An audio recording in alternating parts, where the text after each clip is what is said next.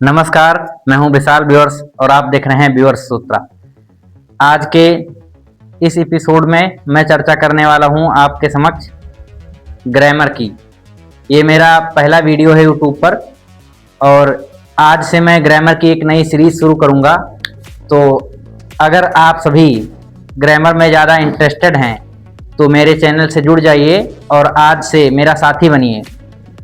अगर कोई बच्चा रटने वाला है तो अभी चैनल को छोड़ दे, क्योंकि यहाँ पे रटना सख्त मना है। यहाँ पे समझाने पे बल दिया जाता है, रटाया नहीं जाता है। ठीक, आगे बढ़ने से पहले मैं आपको बता दूं कि अगर आपको ये वीडियो अच्छा लगे तो अपने दोस्तों के साथ शेयर कीजिए और इस वीडियो को लाइक कीजिए। और अगर चाहते हैं आप भी कि ऐसी इंटरेस्टिंग वीडियो आपको डेली मिलती रहे तो मेरे चैनल को सब्सक्राइब कर लीजिए। तो फटाफट से देरी किए बिना शुरू करते हैं आज की टॉपिक को। आज का पहला टॉपिक है ग्रामर। तो हेडिंग लगाएं सब लोग अपने कॉपी में, ग्रामर। हेडिंग लगाएं सब लोग अपने कॉपी में, ग्रामर। और इसको हिंदी में क्या कहेंगे? व्याकरण। इसको हिंदी में क्या कहेंगे? व्याकरण। हेडिंग लगाएं सब लोग अपने कॉपी में, ग्रामर, और इसको हिंदी में कहेंगे व्याकरण। अगर कोई बच्चा हिंदी मीडियम का है तो मैं कोई दिक्कत नहीं पड़ेगा उसको, मैं इसको हिंदी में आराम से तुमको समझाऊंगा एक एक परिभाषा को। ठीक है, कोई दिक्कत नहीं पड़ेगा। और आराम से अपने सबसे पहले कॉपी में हेडिंग लगा लीजिए ग्रामर, हिंदी में उसको लिखिए व्याकरण। हेडिंग लग गया सबका?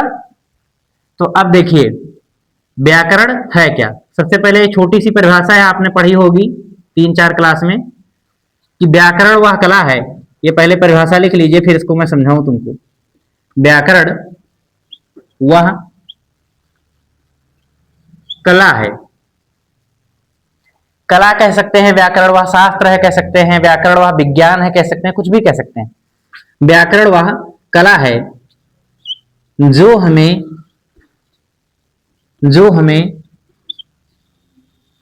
तीन चीजें, एक शुद्ध लिखना, शुद्ध पढ़ना और शुद्ध बोलना। तो लिखिए अपने कॉपी में, शुद्ध लिखना, शुद्ध पढ़ना व शुद्ध बोलना सिखाता है।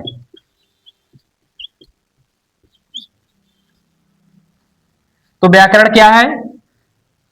तो कुछ नहीं, व्याकरण वह कला है या व्याकरण वह शास्त्र है कह सकते हैं, व्याकरण वह विज्ञान है कह सकते हैं, जो हमें शुद्ध लिखना, लिखते तो ऐसे हम सभी हैं, छोटा बच्चा भी लिखता है, लेकिन व्याकरण हमको सिखाता है शुद्ध लिखना। ठीक, व्याकरण हमको सिखाता है शुद्ध लिखना और शुद्ध पढ़ना और शुद्ध बोलना।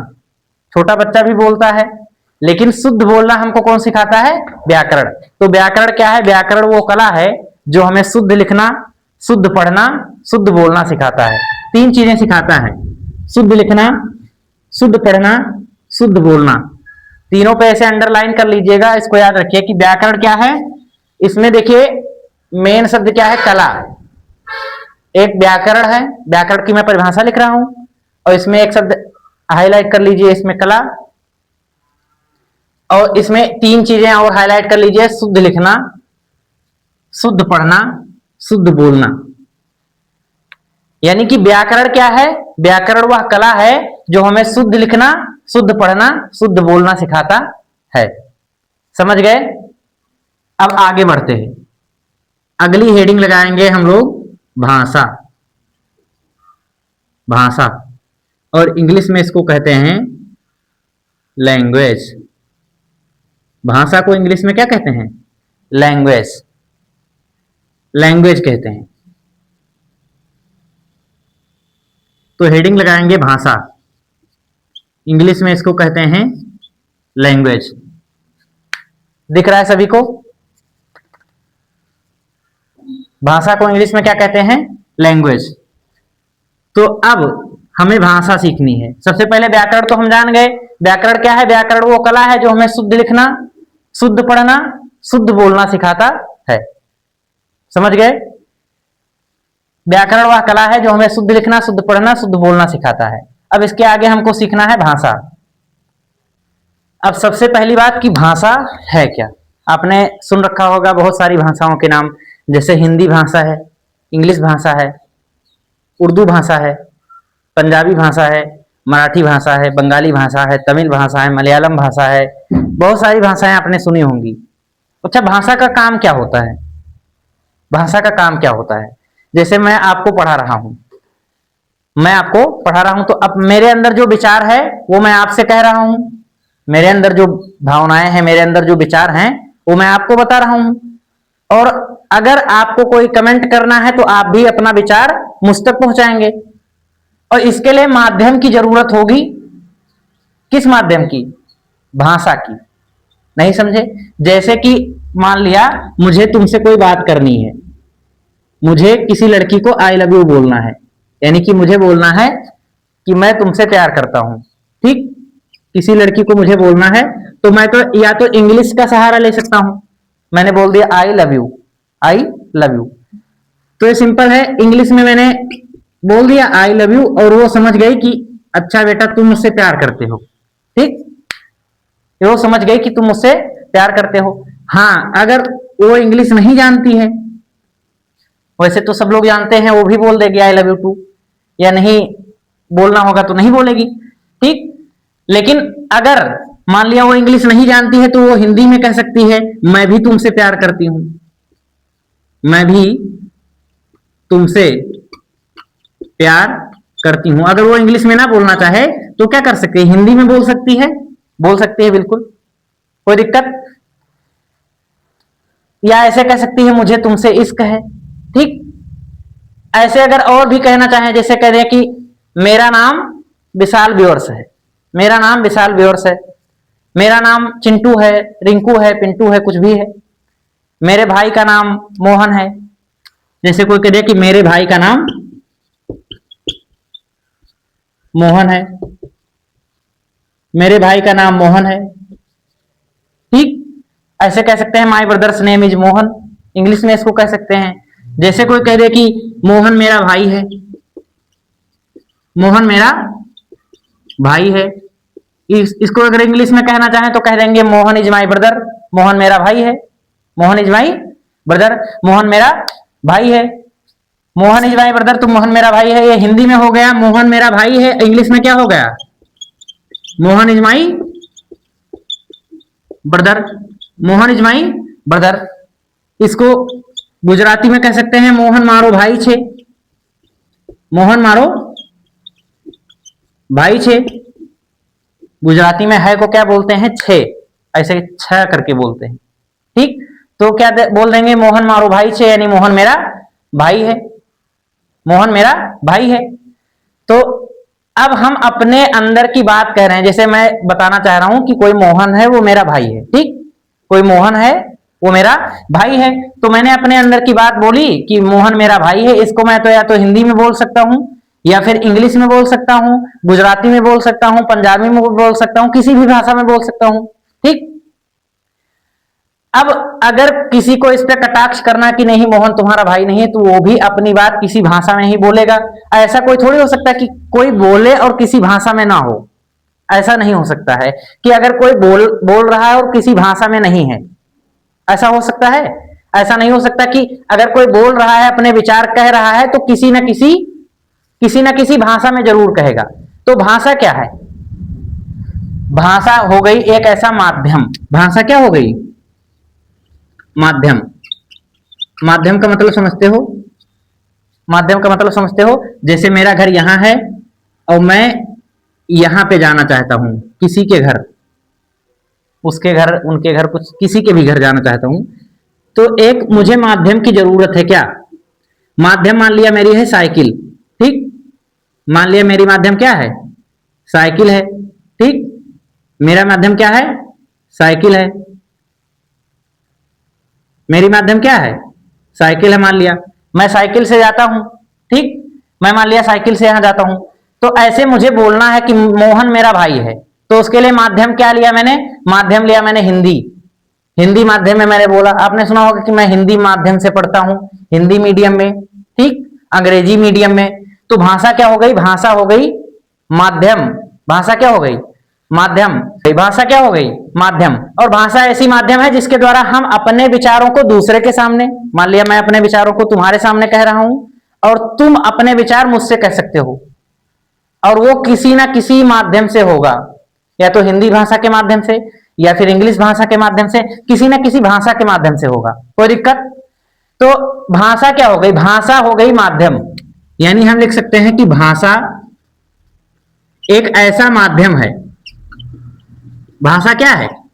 भाषा एक ऐसा माध्यम है जिससे हम अपने विचारों को, अपने भावों या विचारों को, अपने भावों व विचारों को दूसरे के सामने प्रकट करते हैं। दूसरे के, ये के लिखा है, के सामने प्रकट करते हैं तथा, अच्छा दूसरा कोई कहेगा उसको भी समझेंगे, तथा दूसरे के विचारों को, अच्छा दूसरे के विचारों को अपने सामने प्रकट करते हैं, ऐसा कहा जाएगा कि दूसरे के विचारों को अपने सामने प्रकट करते हैं। हम किसी दूसरे का विचार थोड़ी अपने सामने प्रकट कर सकते हैं, वो जो कहेगा हम उसको क्या करते हैं? समझते हैं। हाँ, तो लिखेंगे कि तथा दूसरे के विचारों को समझते हैं। ठीक, यानी भाषा क्या हो गई? भाषा हो गई एक ऐसा माध्यम जिसके द्वारा हम अपने विचारों को दूसरे के सामने प्रकट करते हैं और दूसरे के विचारों को खुद समझते हैं। कोई दिक्कत? यानी कि अगर इसको शॉर्टकट में लिखना चाहें तो लिख सकते हैं कि विचारों के आदान प्रदान। आदान प्रदान का मतलब समझे, जैसे मैंने अपना विचार किसी और के सामने कहा और किसी और का विचार मैंने खुद समझा, तो विचार का क्या हो गया? आदान प्रदान। जैसे मैंने अपनी कलम किसी को दी और किसी से उसकी कलम ले ली, तो ये क्या है? विचारों का आदान प्रदान। वहां पे कलम का आदान प्रदान हुआ, जब मैंने कलम दी और कलम ली तो क्या हो गया? कलम का आदान प्रदान। और मैंने अगर विचार किसी के सामने प्रकट किए और फिर विचार वो मेरे सामने प्रकट कर रहा है, तो विचारों का आदान प्रदान। और किस माध्यम से होगा? भाषा के माध्यम से। तो कहेंगे कि विचारों के आदान प्रदान के माध्यम को, आदान प्रदान के माध्यम को क्या कहते हैं? भाषा कहते हैं। आई थिंक सभी को क्लियर हो गया होगा कि विचारों के आदान प्रदान के माध्यम को भाषा कहते हैं। जल्दी से इसको नोट कर लीजिए, फिर मैं अगला टॉपिक शुरू करता हूं। नोट कर लिया आप लोग? भाषा क्या हो गई? भाषा एक ऐसा माध्यम है जिससे हम अपने भावों व विचारों को दूसरे के सामने प्रकट करते हैं और दूसरे के विचारों को खुद समझते हैं। यानी कि विचारों के आदान प्रदान के माध्यम को क्या कहते हैं? भाषा। कोई दिक्कत? अब छोटी सी हेडिंग लगाएंगे कि भाषा के प्रकार। भाषा कितने प्रकार की होती है? छोटी सी हेडिंग क्या लगाएंगे? भाषा के प्रकार। भाषा के प्रकार।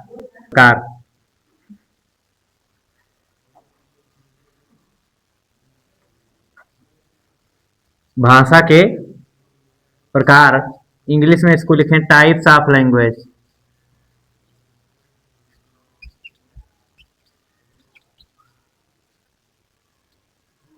Types of language. Types of language. तो सबसे पहले हम देखेंगे कि भाषा कितने प्रकार की होती है। ठीक, तो भाषा होती है 3 प्रकार की। भाषा कितने प्रकार की?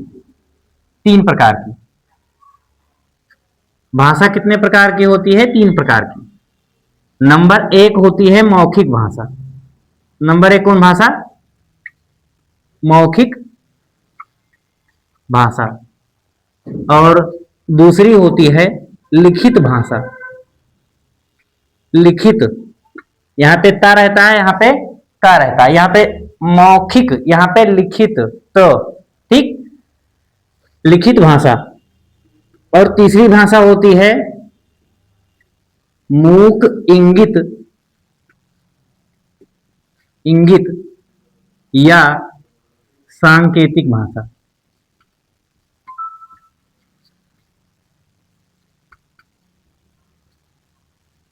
तीसरी होती है मूक इंगित या सांकेतिक भाषा। कोई दिक्कत? मौखिक भाषा क्या है? भाषा हमने क्या बताया था भाषा हमने बताया था कि जब हम अपने भावों या विचारों को दूसरे के सामने व्यक्त करते हैं और दूसरे के विचारों को हम खुद समझते हैं, तो उसके लिए जिस माध्यम की आवश्यकता होती है वो क्या है? भाषा है। जैसे हम हिंदी भाषा के माध्यम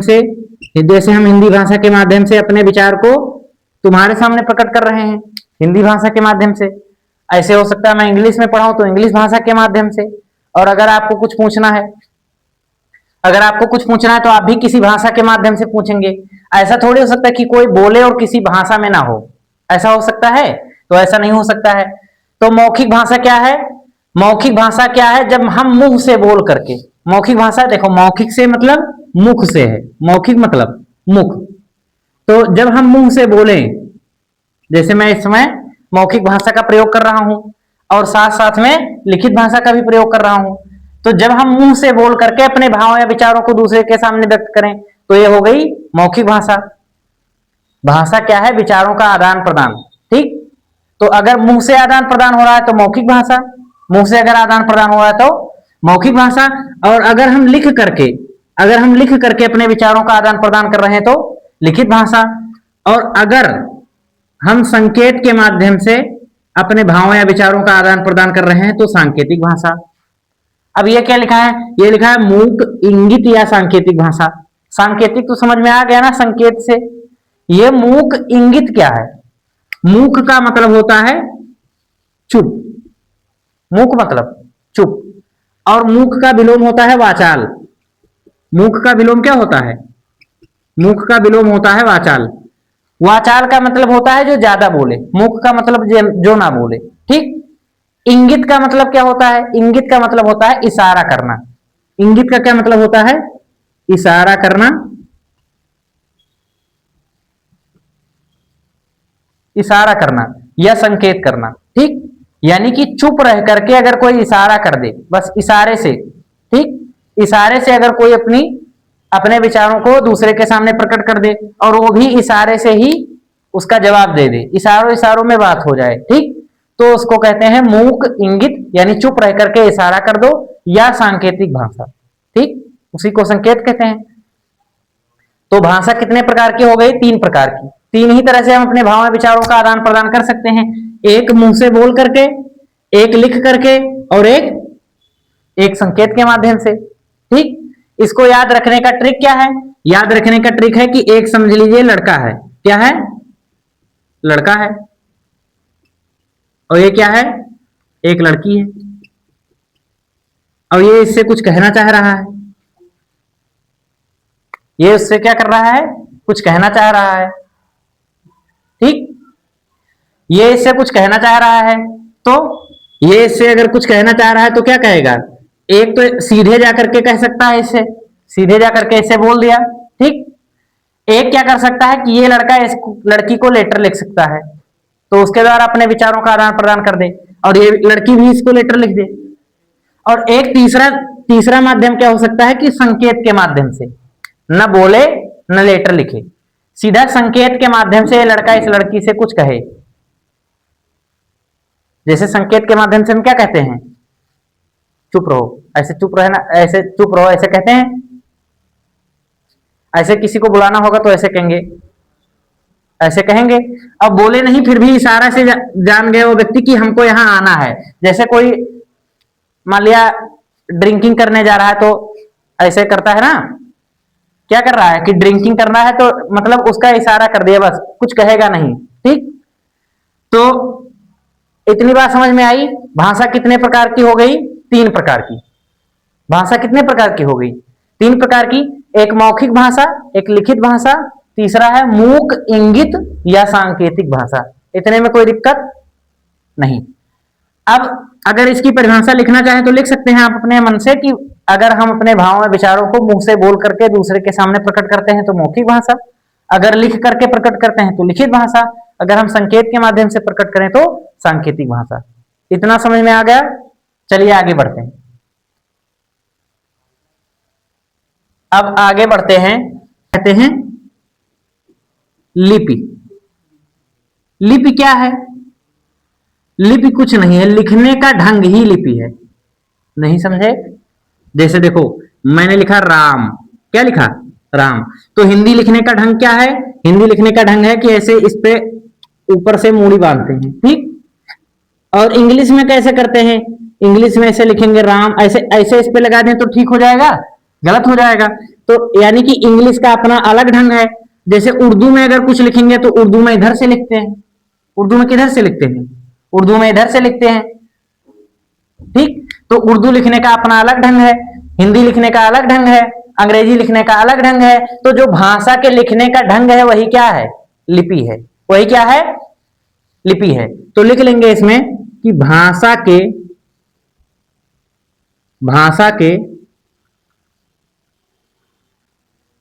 लिखने के ढंग को लिपि कहते हैं। क्या कहते हैं? लिपि कहते हैं। भाषा के लिखने के ढंग को क्या कहते हैं? लिपि कहते हैं। अगर कोई पूछे कि हिंदी भाषा हम किस भैया ढंग में लिखते हैं, किस लिपि में लिखते हैं, तो हिंदी भाषा की लिपि क्या है?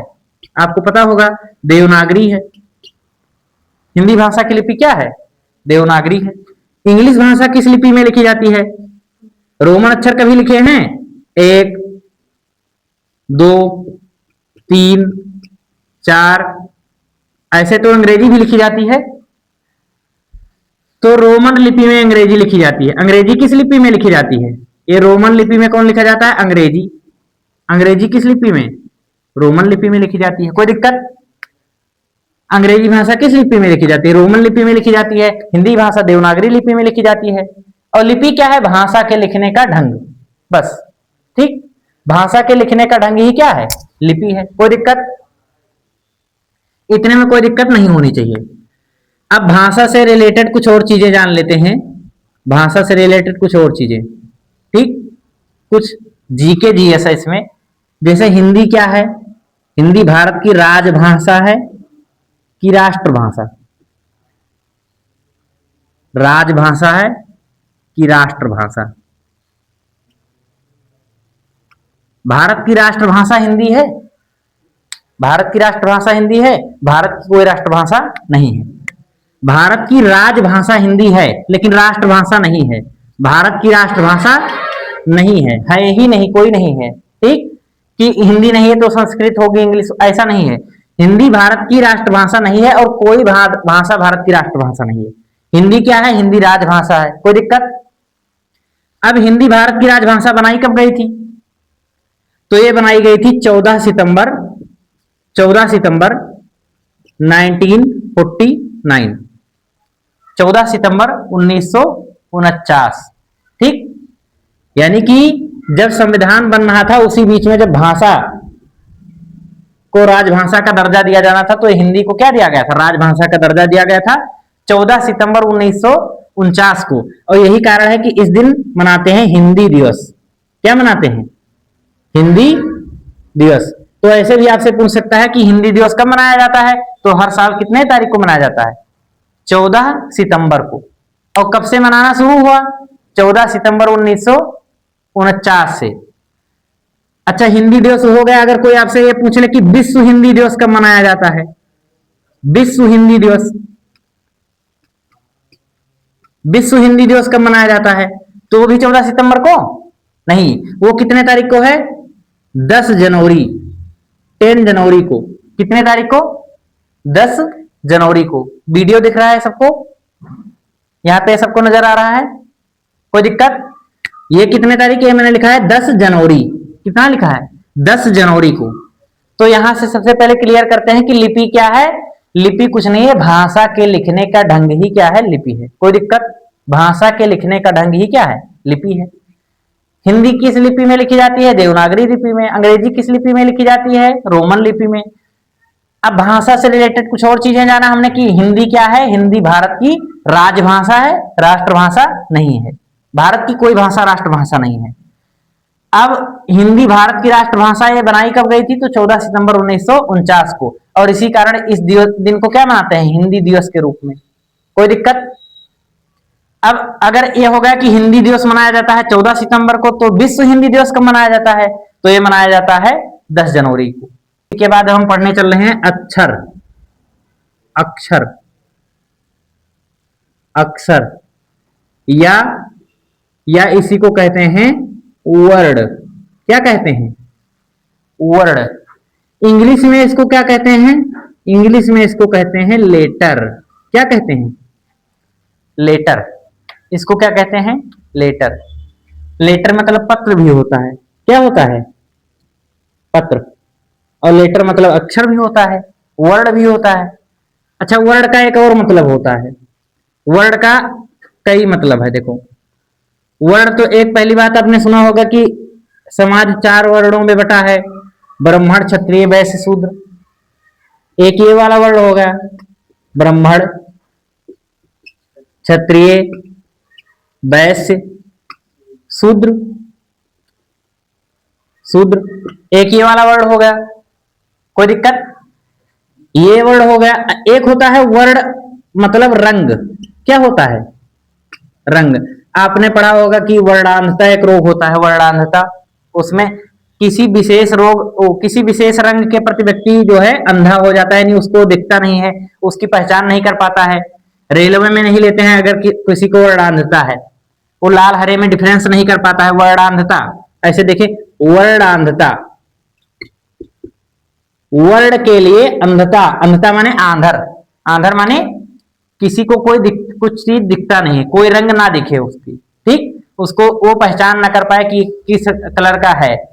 अब रेलवे में लाल हरी झंडी दिखाना रहता है, तो किसी को लाल दिखाना है तो हरी दिखा देता, तब तो दिक्कत हो जाएगा। तो इसीलिए क्या कहते हैं, इसीलिए जिसको वर्णांधता होता है उसको नहीं लेते हैं। तो वर्ड का एक मतलब क्या हो गया? रंग। और एक वर्ड का क्या मतलब हो गया? ये वर्ड का मतलब हो गया जो सिस्टम बटा होता है, ठीक।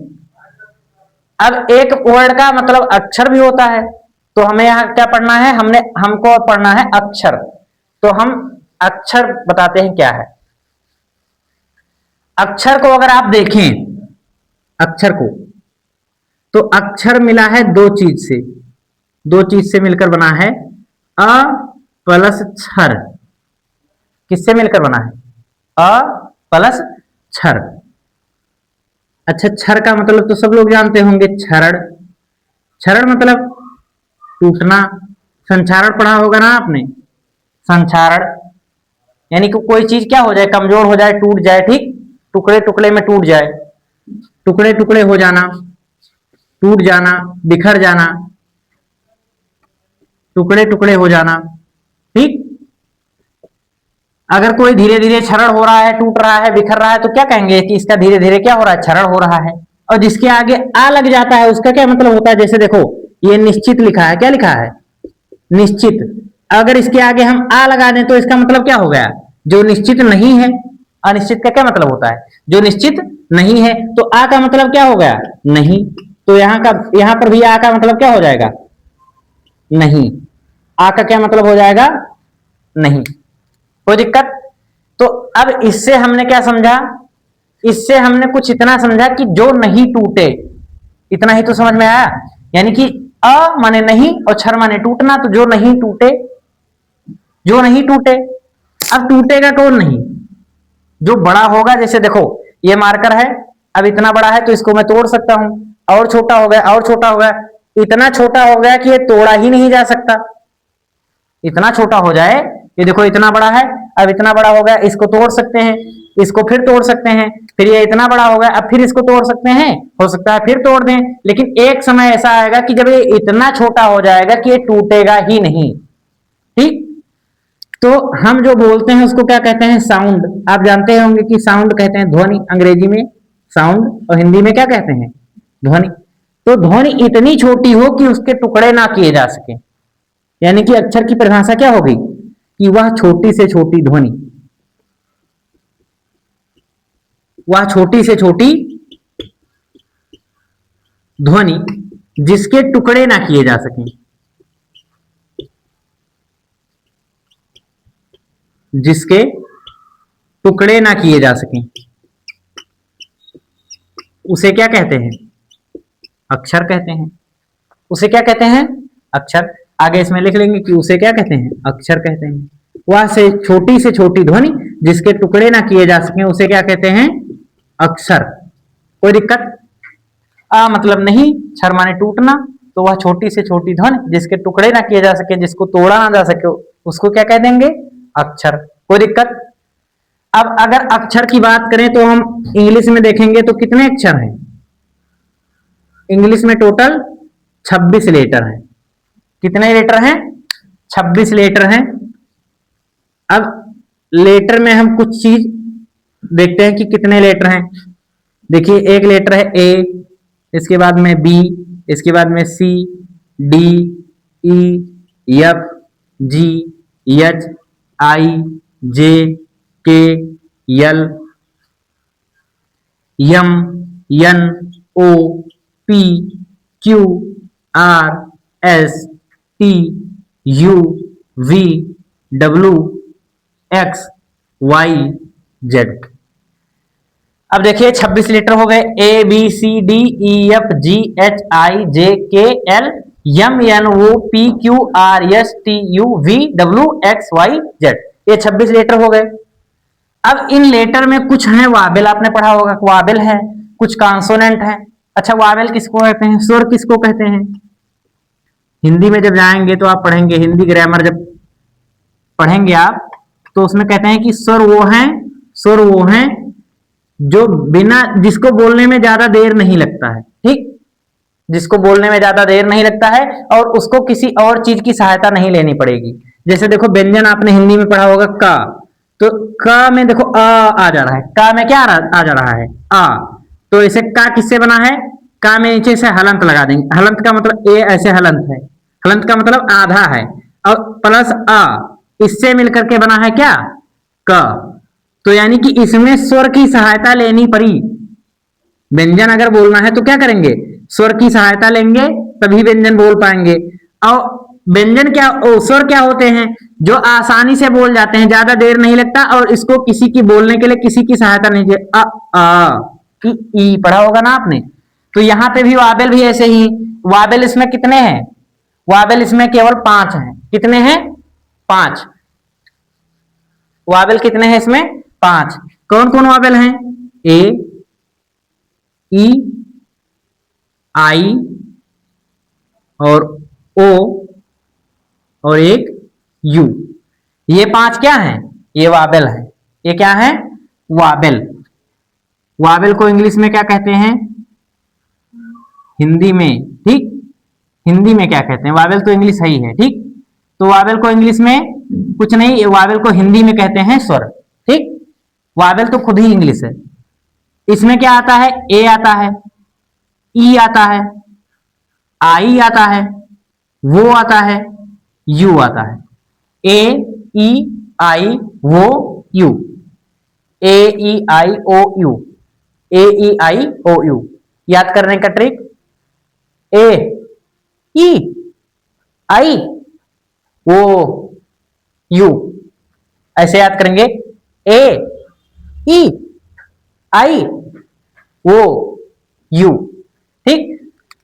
अब इसके बाद में कॉन्सोनेंट है। क्या है? कॉन्सोनेंट। कॉन्सोनेंट का मतलब क्या होता है? कॉन्सोनेंट। कॉन्सोनेंट का मतलब होता है व्यंजन। कॉन्सोनेंट का क्या मतलब होता है? व्यंजन। हिंदी में इसको क्या कहते हैं? व्यंजन। अच्छा, एक व्यंजन होता है खाना पर, व्यंजन मतलब खाना भी होता है। कई प्रकार के व्यंजन आपने देखा होगा कि कई प्रकार के व्यंजन रहते हैं। कई प्रकार के व्यंजन आपने देखा होगा कि उसकी पार्टी में कई प्रकार के व्यंजन हैं। तो व्यंजन मतलब एक खाना भी होता है। अच्छा, इसमें व्यंजन कितने हैं? जनरली आप पढ़ते हैं कि इसमें व्यंजन कितने हैं? आप जनरली पढ़ते हैं कि इसमें व्यंजन है, जितने बच गए वो सब व्यंजन है, ठीक। लेकिन मैं आपको बताऊंगा कि सारे व्यंजन नहीं है इसमें। जैसे 5 ये हो गए वावेल, 21 था, 26 था टोटल, 5 वावेल और 26 था टोटल। तो 26 में से 5 घट गया तो कितना बचा? 21। तो आमतौर पर बता दिया जाता है कि जो 21 बचा वो क्या है? कॉन्सोनेंट है। लेकिन ऐसा नहीं है, ठीक। इतना आप लोगों का नोट हो गया होगा, नहीं नोट होगा तो आप वीडियो पॉज करके नोट कर लेना, ठीक ना। हो गया 5, ए ई आई, ये भी ऐसे लिख दो, ए ई आई ओ यू। और कॉन्सोनेंट अब देखो कितना है? कॉन्सोनेंट। अच्छा, 21 कॉन्सोनेंट अगर नहीं है तो कितना है? तो अगर जानकारी के लिए जानना चाहते हैं तो जान लीजिए कि 19 है। कितना है? 19। तो पहले तो ये देख लें कि दो चोर कौन से हैं जो कॉन्सोनेंट नहीं है, और उनको अगर कॉन्सोनेंट नहीं है, वावेल नहीं है, तो क्या है वो? सेमी वावेल है। क्या है? Semi Wavell. इसको हिंदी में क्या कहते हैं? अर्ध स्वर। जहां भी सेमी लग गया उसका क्या मतलब हो जाता है? अर्ध। सेमी का क्या मतलब हो जाता है? अर्ध। जैसे आपने पढ़ा होगा सेमी कंडक्टर, अर्धचालक, पढ़ा है आपने? सेमी कंडक्टर नहीं पढ़ा होगा तो सेमी मतलब क्या हो जाएगा? अर्ध हो जाएगा। सेमी वावेल, सेमी वावेल, अर्ध स्वर। कोई दिक्कत? अर्ध स्वर में क्या आता है? अर्ध स्वर में आता है एक डब्लू, एक वाई। ये दो चोर हैं जो ना तो वावेल हैं और ना ही क्या है? ना ही कॉन्सोनेंट है। ना वावेल है ना कॉन्सोनेंट है। ये क्या है? Semi Wavell. अभी मैं बताऊंगा कि ये सेमी वावेल क्यों है। ठीक, ये क्यों अर्ध स्वर इनको कहा जाता है, क्यों इनको स्वर में और व्यंजन में नहीं रखा जाता है। तो कॉन्सोनेंट को हिंदी में क्या कहते हैं? व्यंजन कहते हैं। अच्छा, ऐसे कहीं कहीं व्यंजन लिखा जाता है। अगर शुद्ध रूप में व्यंजन लिखना चाहें तो देखो ऐसे लिखेंगे, आधा वा या, और इया आपने पढ़ा है, इया, इया ऐसे पढ़ा, इया ऐसे बनाते हैं, इया। तो नियम ये होता है कि जब कोई ऐसे जा, देखो व्यंजन यहाँ पे जा तो लिखना है, तो ऐसे जैसे च, छ, ज, झ, इया। तो अगर कोई मात्रा लगानी होती है, मात्रा, ठीक, आ जैसे अगर कहीं पे आ रहा है, क्या रहा है? आ। तो अगर इसमें से भी किसी के पास में आ का मात्रा लगाना है तो ये क्या करेंगे? इया लिख देंगे। क्या लिख देंगे? इया। जैसे लिखना है आपको चंचल, तो देखो च आ गया, तो चा के पास में क्या लगाना है? इया। तो चन, तो इया लिख देंगे यहाँ पे, चंचल। सामान्य रूप से चंचल ऐसे लिख देते हैं, ठीक हो जाता है। ठीक, लेकिन अगर शुद्ध रूप में लिखना चाहें तो ऐसे लिखेंगे, च आधा इया, च और ला। जैसे गोंडा लिखते हैं तो देखो, गोंडा ऐसे लिख सकते हैं ना, गोंडा ऐसे लिख सकते हैं गोंडा, लेकिन गोंडा को हम शुद्ध रूप में कैसे लिखते हैं? आधा आड़ा और डा पर आ की मात्रा। काहे इसमें आधा आड़ा लगाए? क्योंकि देखो ये किस समूह में आ रहा है? टा, ठ, ड, ढ, अड़ा। अभी देखो इसका पांचवा वाला अक्षर लेंगे, देखो टा, डा वाले में क्या है? पांचवा अक्षर। ये ऐसे इसमें पांचवा अक्षर कौन आ रहा है? यहाँ। तो इसलिए इसको कैसे लिखते हैं? ऐसे लिखते हैं, ऐसे व्यंजन, ऐसे ऐसे। तो आप कभी किताब में देखेंगे तो ऐसे लिखा मिलेगा आपको, व्यंजन। कोई दिक्कत? तो व्यंजन कितने हो गए? व्यंजन इसमें हो गए 19। अब देखो व्यंजन कौन कौन है जो इसमें बचे, वो व्यंजन है।